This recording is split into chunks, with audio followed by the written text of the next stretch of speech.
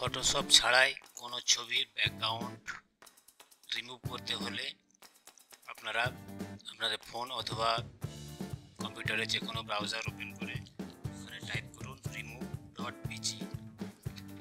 এরপর enter press করুন।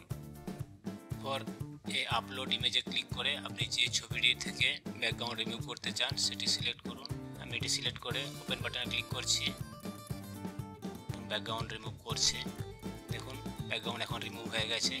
এখন আপনি চাইলে এটিকে ডাউনলোড করে নিতে পারেন। ডাউনলোড বাটনে ক্লিক করে এই যে ফ্রি ভার্সন আছে আর এটি হচ্ছে রেজলিউশন কম আর ম্যাক্সিমাম কোয়ালিটি, যেটি আনলক করতে হবে, মানে এখানে কিছু পে করতে হবে।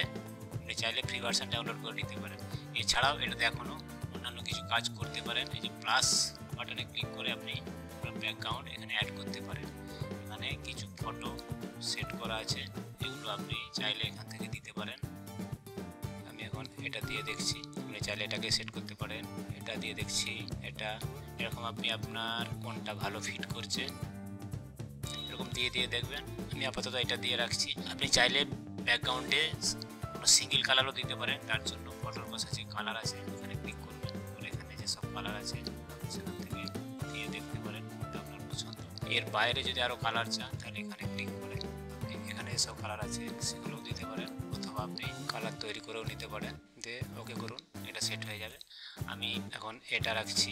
দেখি আর কি আছে, ইরেজ অর রেস্টোর, এখানে ক্লিক করে আপনি ব্রাশের সাইজটা ছোট বড় করে নিয়ে কোনো অংশ যদি আপনি ইরেজ করতে চান সেখানে ক্লিক করলে এটা ইরেজ হয়ে যাবে। আমি চাইছি না এর মধ্যে কোনো অংশ ইরেজ করতে, তাই কেটে দিলাম। এবারে এফেক্টে গিয়ে যদি আপনি ব্যাকগ্রাউন্ডটা ব্লার করতে চান তাহলে এখানে ক্লিক করে কতটা পরিমাণ ব্যাকগ্রাউন্ডকে ব্লার পরিমাণটা আপনি এখান থেকে ঠিক করুন।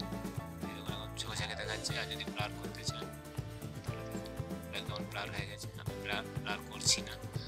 শ্যাডো অ্যাড করতে চাইলে এটাকে অন করুন। কী পরিমাণ শ্যাডো অ্যাড করবেন এখান থেকে আপনি তার পরিমাণটা ঠিক করুন। আমি এরকম রাখলাম, কাটলাম। এরপর আপনি চাইলে ছবিটিকে ডাউনলোড করে নিতে পারেন। ডাউনলোড বাটনে ক্লিক করে ফ্রি অপশনে ক্লিক করলাম। ছবি ডাউনলোড হয়ে গেছে, দেখছি ছবিটি এর মতো ডাউনলোড হয়ে গেছে।